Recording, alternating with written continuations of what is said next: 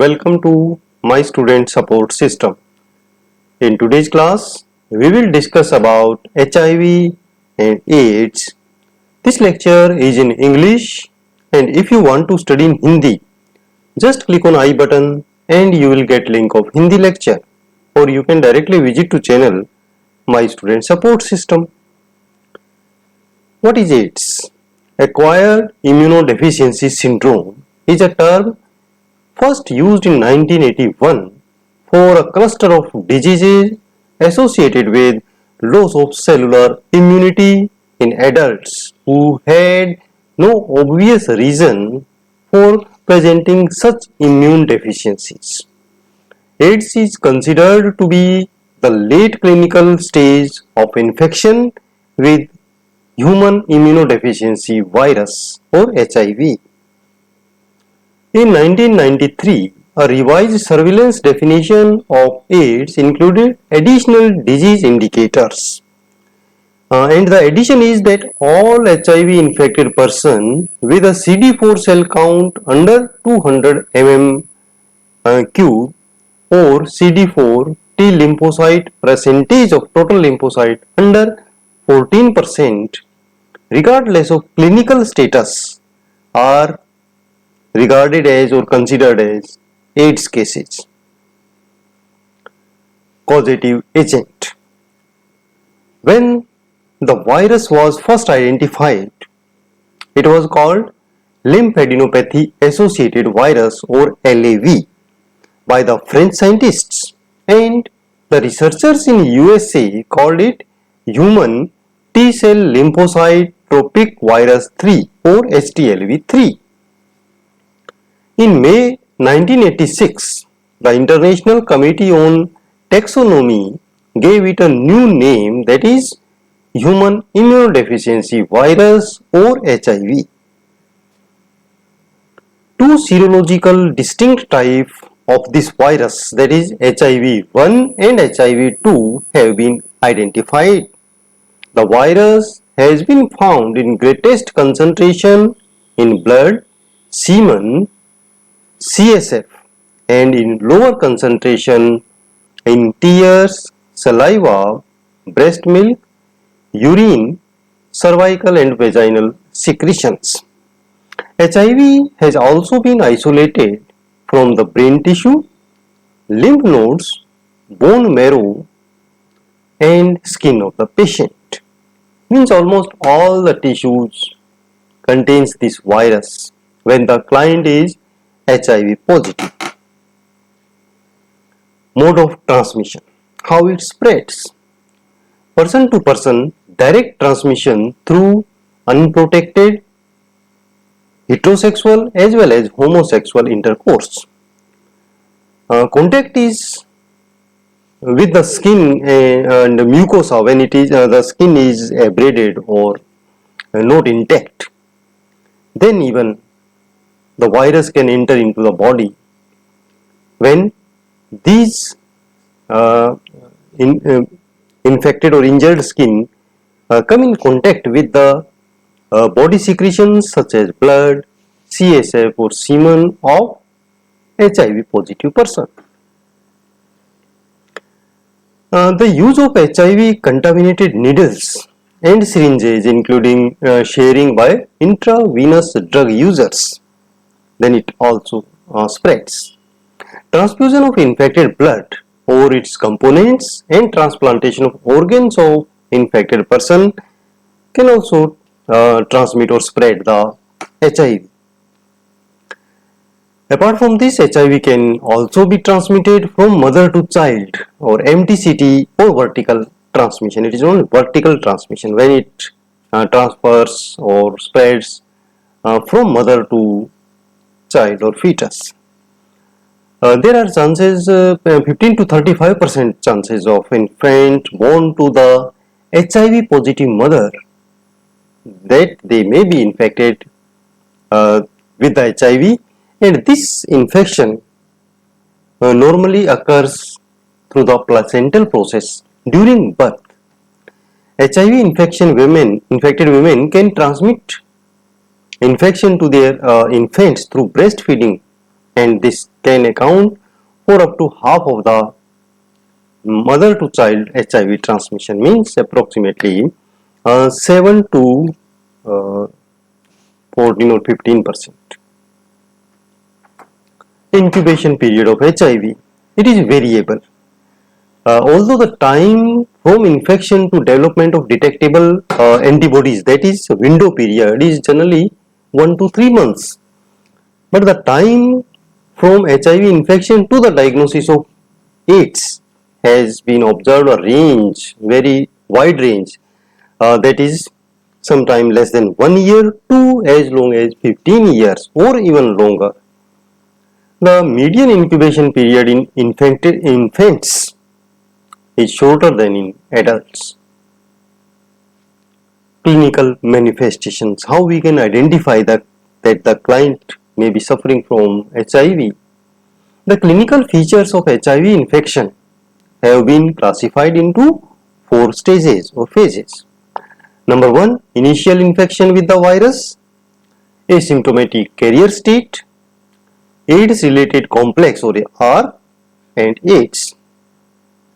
First is initial infection with virus. In this phase, most HIV infected people have no symptoms for the first 5 years or so. They look healthy and feel well, although right from the start they can transmit the virus to others. Some HIV infected person may have mild symptoms initially, such as fever, sore throat, and sometimes rashes also. Next is asymptomatic carrier state. In this state, HIV infected people stay asymptomatic, but they may spread infection. They have antibodies in their blood, but no other signs of disease is present except persistent generalized lymphadenopathy. It is not clear how long the asymptomatic carrier state lasts. ARC. A person with ARC or AIDS related complex has the illnesses caused by damage to the immune system. They may exhibit one or more of the following clinical signs, such as unexplained diarrhea lasting longer than 1 month, fatigue, malaise, loss of more than 10% body weight, fever, night sweats, and other milder opportunistic infections such as oral thrush, generalized lymphadenopathy, or enlarged spleen. AIDS. AIDS is the end stage of HIV infection. A number of opportunistic infections commonly occur at this stage. Tuberculosis and Kaposi's sarcoma are usually seen in early stage. Serious fungal infections such as Candida esophagitis, Cryptococcus meningitis, and penicillosis, and the parasitic infections such as Pneumocystis carni, pneumonia, or Toxoplasma gondii and syphilitis, etc. What diagnostic investigations are used for diagnosis of HIV? Number 1, history. Present health history, personal history, and even sexual history may give some clue that the client may be suffering from HIV. Then, presence of antibodies to HIV is the basis for most widely used tests for confirmation of HIV infection. ELISA and Western blot is highly specific test for detecting HIV antibody in the blood. Several laboratory markers are also available to provide prognostic information and guide therapy decisions. The most widely used marker is CD4 lymphocyte count. People with healthy immune system usually have more than 950 CD4 cells per microliter of blood. The number fall over the course of HIV infection, and people with AIDS have usually CD4 cell count below 200. What is treatment? At present, there is no cure for the HIV infection. A person infected with HIV will remain HIV positive for rest of his life. But antiviral chemotherapy have proved to be useful in controlling the viral load and in prolonging the life of severely ill patients. This therapy is known as ART or antiretroviral treatment. How we can prevent this disease? Providing health education regarding prevention of HIV infection is the best policy for preventing HIV and AIDS because aware people are always safe.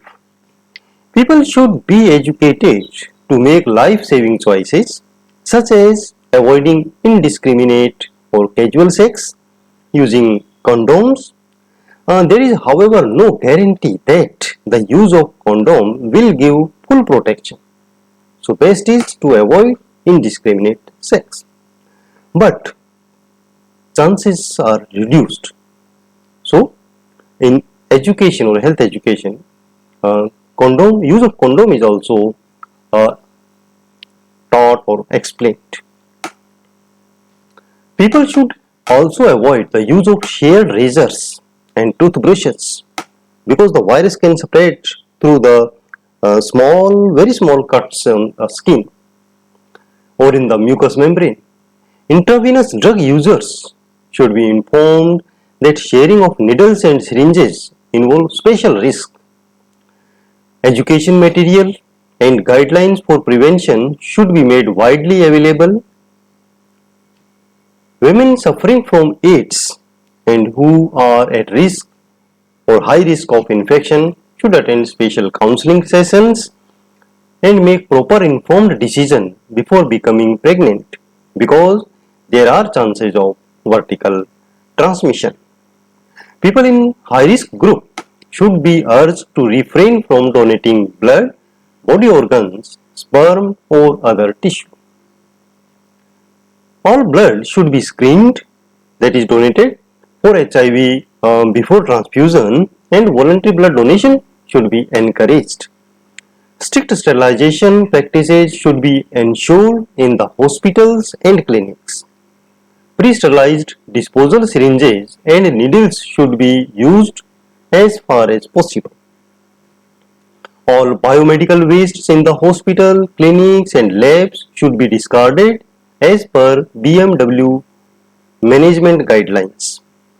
Every needle prick injury in the hospitals, especially to the health workers, should be handled as emergency, and post-exposure prophylaxis with ART should be provided. All pregnant women should be tested for HIV during antenatal examination. Reporting of HIV positive cases to local health authority is very important to control spread of infection. Official reporting of AIDS cases is obligatory or compulsory in most countries. Concurrent and terminal disinfection of equipments contaminated with blood and body fluids and excretions and secretions visibly contaminated with blood and body fluids should be disinfected by using bleach solution.